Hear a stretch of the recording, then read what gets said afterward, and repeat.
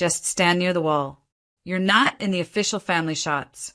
That's what my sister said to me on her wedding day while adjusting her dress and smiling for photographers. I wasn't late. I wasn't inappropriately dressed. I wasn't even trying to be seen. I was just standing there, the way I always did in this family, a little outside the frame. The seat they assigned me was gone. I double-checked the card. Table 6, seat 3. My name printed in gold. But when I got there, a girl I didn't recognize, blonde, glittery chewing gum, was already sitting there. "Oh," she said, "someone told me this was open." Turns out she was the +1 of the cousin of the groom's fiancé. Not even family. I asked a server quietly if there were any extra seats. He shrugged. I stood near the exit with my clutch in both hands, trying not to be in the way. That's when I heard my father's voice, just behind me.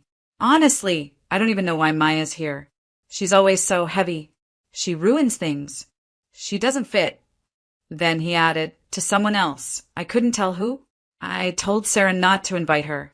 She doesn't deserve to be part of this day." I froze. Not because I hadn't heard things like that before, but because this time he said it out loud. At a wedding.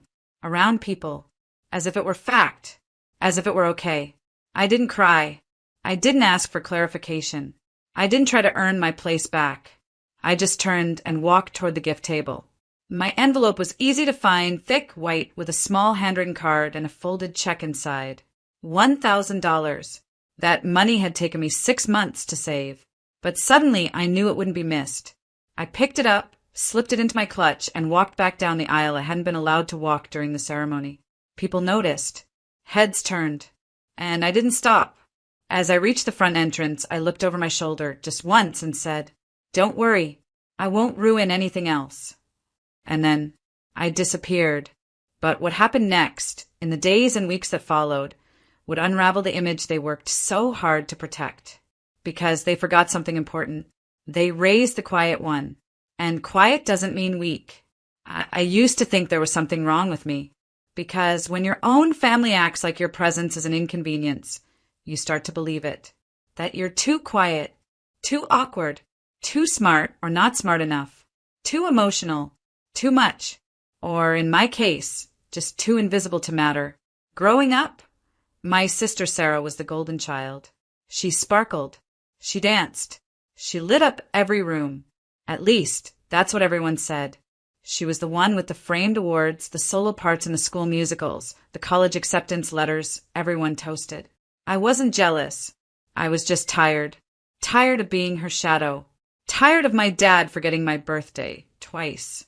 Tired of my mom telling me to stop overthinking when I cried quietly in my room after being left out. I got good grades. Never broke rules. Helped around the house without being asked. Still, I was the one they forgot in introductions. Oh, and that's Maya, our other daughter. I put myself through community college while Sarah got a fully funded degree at a private university. She always had so much potential. I apparently was just practical. I started working right after graduation. Admin jobs, graphic work, temp gigs. Quiet money, saved carefully. Sarah got engaged to a man whose family threw parties that looked like magazine spreads. They planned the wedding in under 6 months. Everyone was involved. Except me. I wasn't asked to be a bridesmaid. Wasn't invited to dress fittings. Didn't get a "will you stand beside me" card in the mail. Just a text. "Hey, can you RSVP online? Hope you're free that weekend." That was my little sister. I told myself I was imagining it. That they were busy. That maybe they didn't realize. But then the wall comment happened. Then the seat. Then my own father, saying I didn't deserve to be there. And in that moment, something in me clicked. I realized I had spent years trying to earn space in a room that had no seat meant for me in the first place. So I took back the one thing that was mine, my choice. My voice. My envelope. My exit. And what they didn't know was, I wasn't just walking away. I had something they didn't expect. Leverage. And I was about to use it. They didn't notice at first. I left before the first dance, before the cake, before the speeches. Maybe they thought I was being dramatic. Maybe they assumed I'd slipped out quietly, sulking. They were half right, but they didn't realize I hadn't just walked out of the venue. I'd walked out of their story. The first message came 2 days later. From Sarah. Hey, saw you left early. Everything okay? I didn't respond. She didn't follow up. Next was my mother. I hope you didn't take anything your father said too seriously. You know how he gets when he's had a drink. He'd said it before the wine. I remembered clearly. His voice wasn't slurred. His mind wasn't foggy. Just his heart. Still, I didn't reply. The voicemail started by the end of the week. One from my aunt. We missed you at brunch. Are you still upset about the seat mix-up? Another from my dad, oddly short. You could have said something before storming off. That was embarrassing for your sister. They didn't ask if I was okay. They didn't ask how I felt. They just wondered why the photos didn't look right with me gone. Why there was no envelope in the gift box with my name on it. Then came the post-wedding awkwardness. Apparently, the photographer had already uploaded previews to a private gallery. Sarah shared them in the family WhatsApp group. I wasn't in a single shot. Not at the ceremony. Not in the family photos. Not even standing near the wall. My cousin texted me privately. Hey, did they ask you not to be in the pictures? I thought that was weird. I didn't confirm. Didn't deny. Just replied. I wasn't really part of the plan. He didn't respond. But 3 minutes later, Sarah removed me from the WhatsApp group. That should have hurt. But it didn't, because for the first time in years, the silence was mine. Not something done to me. Something I chose. A week later, my boss called me into her office. She'd been at the wedding. Not as a guest, but as a consultant. She handled venue contracts and event licensing on the side. It was her side business. She kept it low-key. I hadn't even known she'd be there. She closed the door and looked at me carefully. You okay? I nodded. You know I saw how they treated you, right? I looked up. That part one hadn't expected. They didn't even acknowledge you. It was like watching someone get written out of their own family. I swallowed. She reached into her drawer, pulled out a folder. I know something you don't. They're not just cruel. They're careless. And if you wanted to, you could do something with that. I opened the folder, and what I saw inside changed everything. Inside the folder were 2 documents, both signed, both legal, and both directly connected to the wedding. The first was a venue rental agreement, listing Sarah and her husband as co-signers, but also listing my employer, my boss, as the private property owner of the land the reception was held on. She didn't just coordinate the event. She owned the estate.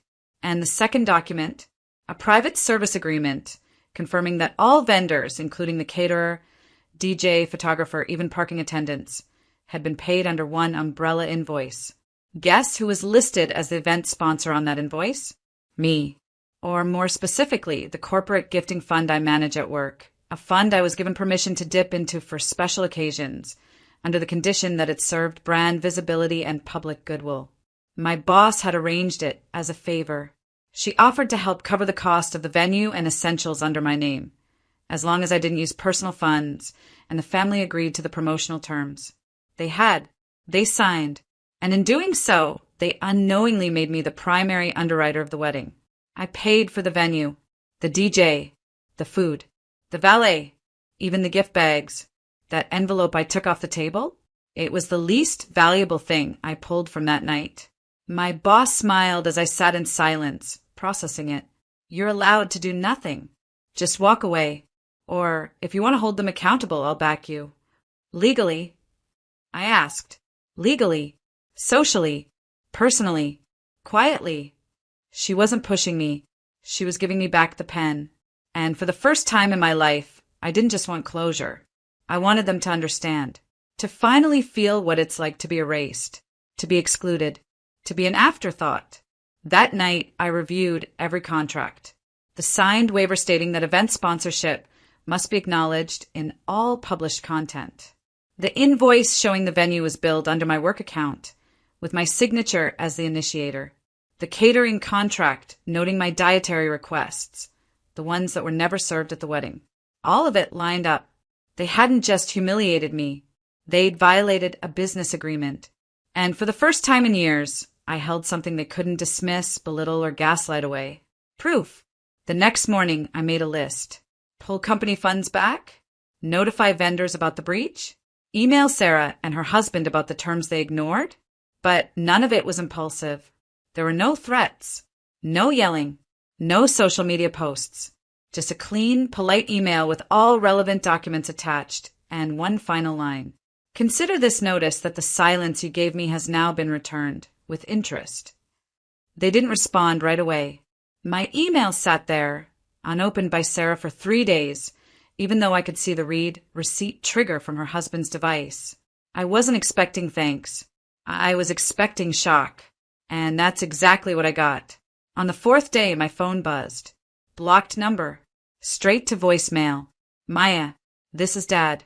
What is this crap about the venue? Your sister's telling me you're making demands like some lawyer. I don't know what stunt you're trying to pull, but this isn't funny. You're embarrassing yourself. Enough is enough. I smiled, because they still didn't get it. They thought this was personal. They didn't realize they'd breached a contract. The DJ already contacted me to ask why the sponsor was pulling their digital rights permission. The photographer emailed to say she couldn't legally post any of the wedding photos publicly without permission from the primary event underwriter. That's me. The social media album Sarah had spent hours curating, gone. Taken down. Because my name wasn't in it, but my money paid for it. I didn't reply to Dad. Instead, I forwarded a second notice, this time through my boss's lawyer. A formal warning about breach of agreement and public misrepresentation of corporate sponsorship. The tone was professional, unemotional. It didn't need to sound angry to land like a hammer.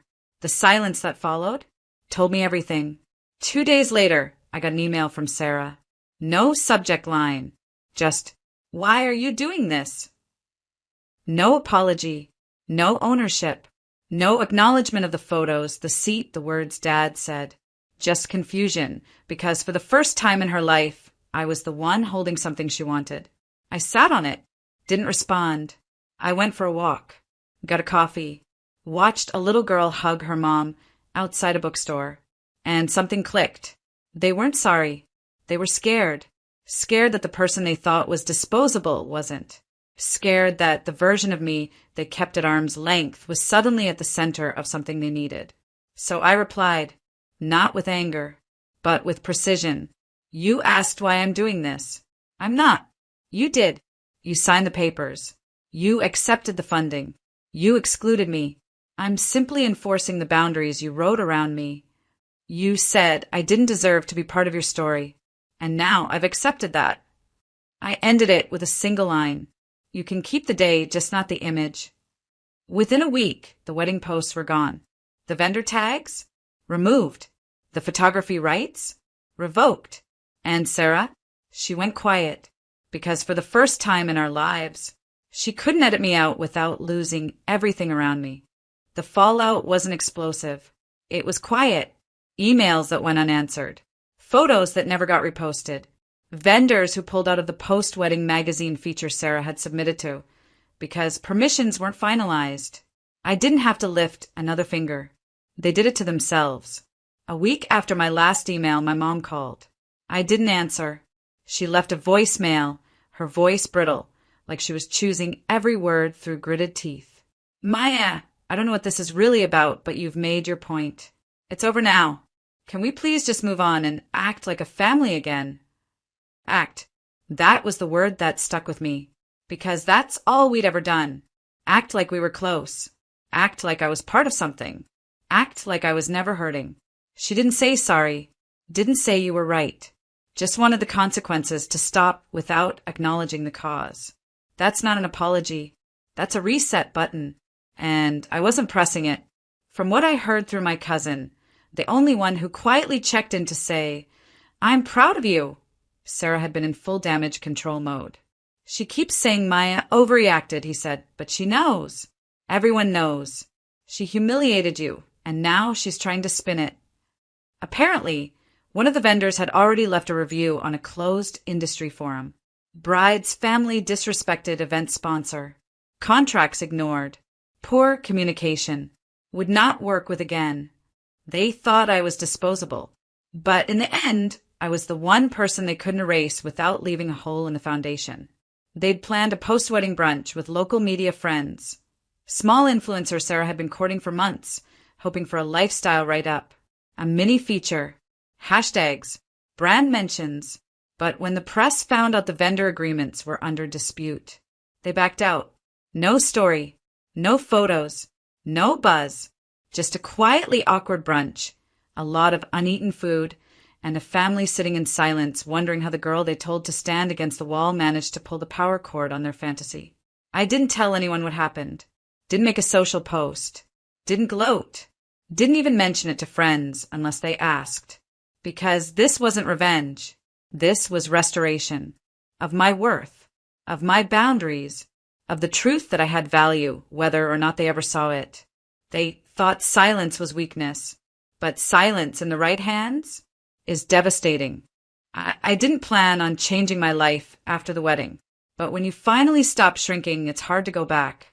The silence I walked into became space, and space became something I'd never had before. Freedom. No more tiptoeing around phone calls. No more awkward dinners, pretending we were something we weren't. No more invisible wounds from people who smiled with their mouths and cut with their silence. I invested the wedding gift money. Not just the envelope I took back, the full amount that had been allocated through my employer's fund, now redirected with permission. I started a project I'd shelved for years, a community design program for young women from underrepresented backgrounds. Girls like me, the ones people overlook until they don't. We met weekly, taught each other skills, built portfolios, shared stories, created things that mattered.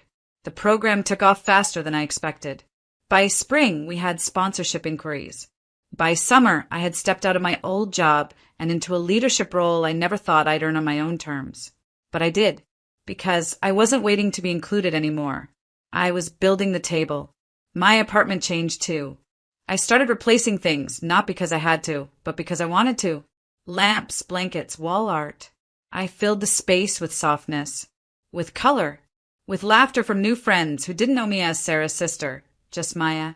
For the first time, I had people over who saw me, not for who I was missing from my life, but for who I was becoming in it. One afternoon, months after the wedding, I passed by a coffee shop where Sarah's Instagram had once tagged as sister date. A post I was never in. Just 2 cappuccinos and a caption that read, "She gets me." That moment used to sting. Now, I walked past without looking inside, because I didn't need their story anymore. I had my own. People think rising means winning, but for me, it meant not needing the scoreboard at all. It meant waking up and not checking if I was being talked about. Not wondering if I'd be invited. Not asking if I was enough. I am. And the version of me that once stood by the wall, eyes down, waiting for someone to say, "Come join us." She doesn't live here anymore. She's been replaced by a woman who brings her own chair or walks away if none were built for her. I still have the dress I wore to the wedding. It hangs in the back of my closet, clean, unwrinkled, untouched since that day. Not because I can't let go, because I remember everything it taught me. How it felt to stand in a room where no one saved me a seat. How it felt to hear my own father say I didn't deserve to be there. How it felt to leave without raising my voice, without making a scene, without asking anyone to follow. That dress isn't a scar. It's a marker. A quiet line between the version of me who waited to be invited and the woman who finally left the building. Sometimes people ask if I ever reconnected with my family. No, not really. They never apologized. Never said we were wrong. Never asked what that day felt like for me. They didn't want understanding. They wanted restoration without reflection. And I wasn't going to offer it, because forgiveness isn't about handing back access. It's about choosing yourself in full, even if that means walking forward alone. I've created more life in the months since than I ever did in the years I spent shrinking. I started speaking at small conferences, published a piece about emotional invisibility that went unexpectedly viral, helped one of my design students land a full scholarship. Her thank you card is taped to my fridge. She wrote, "Thank you for not asking me to be small." And when I read that, I knew I'd broken the cycle, because they tried to convince me that standing by the wall was my place. but I was never meant to be in the background. I was just raised by people who feared what would happen if I stepped into the light. The last time I heard from Sarah was a text. 6 words. You made your point. We're done. She meant it as punishment. I read it as freedom, because what they never realized is I wasn't trying to prove a point. I was proving to myself that I didn't need theirs. Their seat, their spotlight, their approval. I didn't need a family who only remembered I existed when they needed something photo-worthy. I needed peace. And now, I have it. Sometimes I still think about the wedding. The music, the lights, the laughter. I wonder if they noticed that, even with all the guests, all the dancing, all the celebration, something felt missing. Not because I was loud, not because I was dramatic, but because when the quiet one leaves and takes her presence, her effort, her energy, her kindness, it echoes louder than any toast. And now, I don't need to be in the picture to know I made the frame possible. I made it all possible. They just looked away too long to notice.